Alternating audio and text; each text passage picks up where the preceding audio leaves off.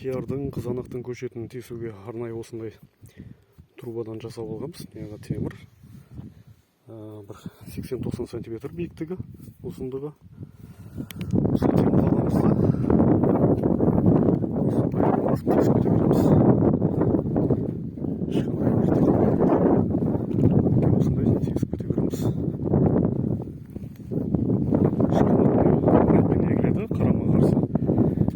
Лента бар ортада, сол лентаның арасын 40-50-60 сантиметрден қылып, қарама қарсы егіп кете береді. Егіп оңай, кассетадан алып.